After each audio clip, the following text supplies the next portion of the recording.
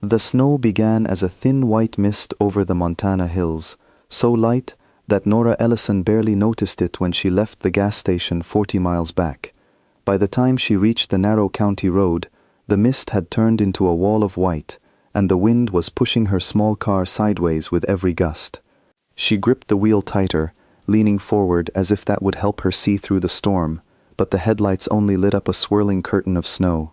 She had left the city that morning with a suitcase, a folder of unsigned divorce papers she still could not bring herself to look at, and a promise to her sister that she would arrive before dark. Now it was barely 4 in the afternoon, and the sky had already gone the color of ash. The back tires slipped first. Nora felt the car twist beneath her, a slow and terrible spin, and then the world tilted as the front wheel caught the edge of the ditch. Metal groaned, snow sprayed across the windshield, and then everything was still, except for the sound of her own breathing and the wind screaming outside. She sat frozen for a moment, hands still locked on the wheel, heart hammering. When she finally moved, she saw that the car had come to rest at an angle, nose down in a snowbank, one wheel spinning uselessly in the air. Her phone showed no signal, no bars, no hope of a call for help. Nora pulled her coat tighter and stepped out into the storm. The cold hit her like a wall, stealing the breath from her lungs. She turned in a slow circle, searching the whiteness for any sign of shelter, and there, through the blowing snow, she saw it, a single yellow light, glowing steady in the distance, like a small flame refusing to go out. She did not know how long it took her to reach it. Her boots filled with snow, her fingers went numb inside her gloves, but she kept walking toward that light until she saw the shape of a house rise out of the storm, a long, low ranch house with smoke curling from its chimney and a barn standing dark beside it. She stumbled up the porch steps and pounded on the door with a fist she could barely feel. It took a long moment before it opened. A man stood in the doorway, tall and broad-shouldered, his face weathered by sun and work, his eyes sharp and wary in the lamplight behind him. He looked at her for a moment without speaking, as though trying to decide if she was real. "I'm sorry," Nora said, her teeth chattering so hard she could barely form the words. "My car went off the road. I don't have a signal. I just need somewhere warm until the storm passes." The man's jaw tightened. For a moment, Nora feared he might simply shut the door. There was something guarded in his expression, something that looked almost like pain. But then he stepped back and pulled the door wide. "Get in before you freeze," he said, his voice low and rough, as if it hadn't been used much that day. Inside, the house was simple but clean, warmed by a fire crackling in a stone hearth. The man disappeared for a moment and returned with a folded blanket and a flannel shirt. "Bathrooms down the hall," he said. "Get out of those wet clothes. I'll make coffee." Nora did as she was told, grateful beyond words. When she returned to the living room, wrapped in the blanket and wearing the too large flannel shirt, the man was standing by the fire, staring into it as though it held answers to questions he hadn't asked out loud. "Thank you," she said. "I don't even know your name." "Wade," he said, not turning around. "Wade Calloway. Nora Ellison." He nodded once, then gestured to a chair near the fire. She sat, wrapping her hands around the mug of coffee he handed her, and for a long while, neither of them spoke. The wind howled outside, rattling the windows, but inside, the fire crackled steadily, and for the first time in hours, Nora felt her body begin to thaw. She studied Wade from the corner of her eye. He moved through his own house like a man used to being alone, careful and quiet, as though loud noises might disturb something fragile. On the mantel above the fire sat a single photograph, a woman with a warm smile, standing beside a much younger Wade. Nora did not ask about it. Something told her she shouldn't. The storm outside grew worse as the evening wore on. At one point, a sound like a gunshot cracked through the house, and Wade was on his feet immediately, grabbing a coat and flashlight. "What is it?" Nora asked, alarmed. "Tree branch, probably, or the horses." He was already pulling on boots. "One of the fence lines runs close to the barn. If it's down, I've got a horse that'll bolt the first chance she gets." "I'll come with you," Nora said, surprising herself. Wade looked at her as if to argue, but the wind was already screaming through the cracked open door, and there was no time to waste. He handed her a second coat and a pair of boots that were several sizes too big, and together they stepped out into the storm.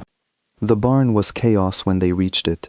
A section of fence had indeed given way under the weight of a fallen branch, and a chestnut mare named Dixie was pacing anxiously near the gap, ears pinned back, eyes wide with fear. Wade approached her slowly, speaking in a low, steady voice, but the mare shied away from him, spooked by the wind and the cracking branches. "She trusts quiet more than force," Wade said, glancing at Nora. "Talk to her, soft, like you're not afraid." Nora had never handled a horse in her life, but she stepped forward anyway, murmuring nonsense in the gentlest voice she could manage, and something about the calm rhythm of her words seemed to reach the frightened animal. Dixie's ears flicked toward her, and slowly she stopped pacing. Wade moved in from the side and caught her halter, leading her back into the barn, while Nora held the broken section of fence together as best she could. By the time they returned to the house, both of them were soaked and shivering again, but there was something different in the air between them, something that had not been there before. Wade actually laughed, a short surprised sound, when Nora admitted she had been terrified the entire time. "You didn't look terrified," he said, hanging both coats near the fire to dry. "You looked like you knew what you were doing." "I was making it up as I went," she admitted, and this time it was her turn to laugh. They sat by the fire again, warmer this time, both from the flames and from something else neither of them named. Wade brought out a pot of stew he had made earlier, and they ate in comfortable silence, broken occasionally by small talk that gradually became less small. "You said you were headed to your sister's," Wade said eventually. "Long drive for weather like this." Nora hesitated, then found herself telling him more than she intended, about the marriage that had quietly fallen apart over the last year, about the papers sitting unsigned in her suitcase, about the strange mixture of relief and grief that came with finally admitting something was over. "I told myself I was driving to my sister's for the holidays," she said, staring into the fire. "But really, I think I was driving away from everything." Wade was quiet for a long moment. When he finally spoke, his voice was quieter too. "My wife died 2 years ago," he said. "Car accident. Not far from where you went off the road, actually." Nora's breath caught. "Wade, I'm so sorry." He shook his head slowly. "Everyone says that. I stopped knowing what to do with it a long time ago." He looked at the photograph on the mantel. "After that, I just stopped letting people in. Easier that way. Nobody to disappoint, nobody to lose." "Is that why you almost didn't open the door?" Nora asked gently. A faint, almost embarrassed smile crossed his face. "Maybe." "I'm glad you did," she said. "So am I," he admitted, and the words seemed to surprise him as much as they did her. They talked long into the night, the storm slowly losing its fury outside, the fire burning lower and lower until it was just embers glowing in the dark. They spoke of small things and large ones, of childhood memories and half-forgotten dreams, of the strange, quiet comfort of finding another person who understood what it felt like to build walls out of fear. Nora told him about growing up in a house full of noise, 3 sisters and a dog that never stopped barking, and how she used to dream of quiet, wide-open spaces just like this one. Wade told her about inheriting the ranch from his father, about the years he spent learning to read the weather and the land before he ever learned to read people, and about the wife he had married young, the two of them building a life together out of nothing but stubbornness and hope. He spoke of her carefully, the way a person speaks of something precious that might break if handled wrong, and Nora listened without interrupting, understanding that some griefs need room to breathe before they can be shared out loud. "I used to think the ranch would feel emptier without her," Wade admitted. "But it wasn't the ranch, it was me. I made myself small so nothing else could hurt me." "That sounds exhausting," Nora said. "It was," he agreed. "Still is, most days." Outside, the wind rattled the shutters, softer now than before, as though the storm itself had begun to tire.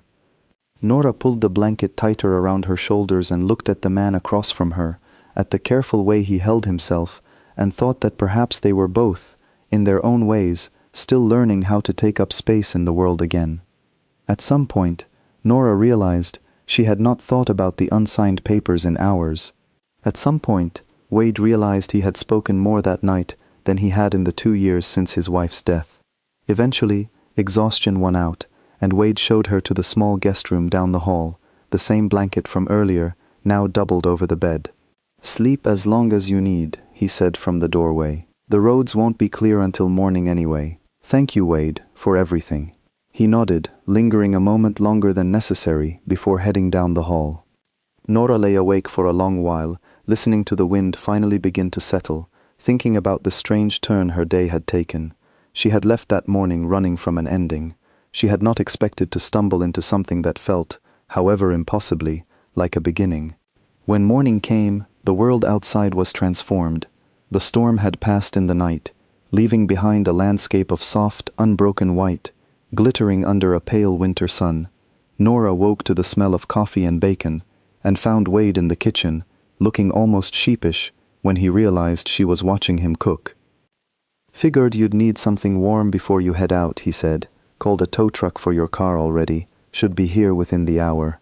"That's kind of you," Nora said, sitting at the small table. "Really, for all of it."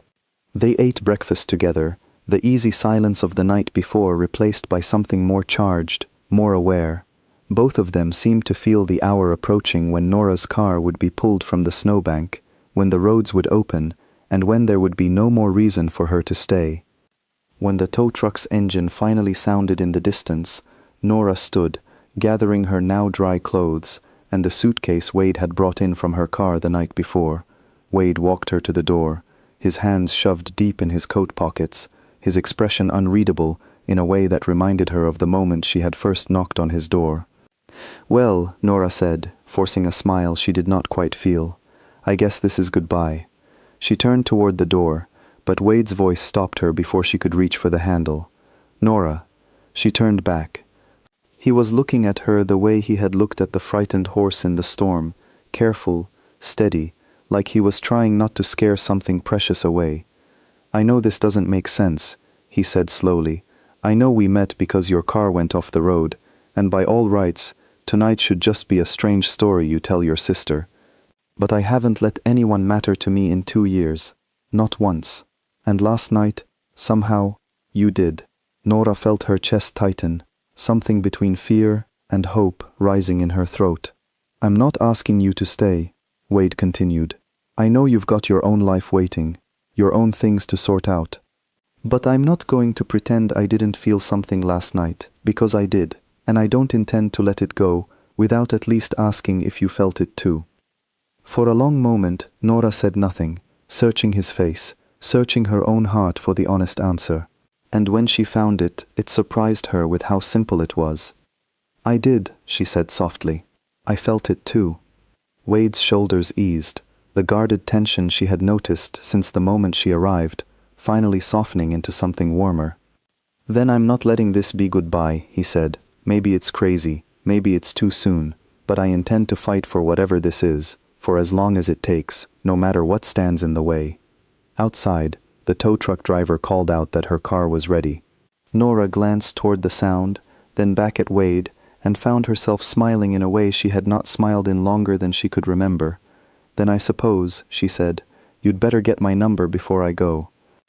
Wade laughed, a real laugh this time, warm and unguarded, and the sound of it seemed to chase away the last of winter's chill. As Nora finally stepped outside into the bright, snow-covered morning, she carried with her the quiet certainty that whatever storm had brought her to that door, it had also brought her somewhere she was meant to be.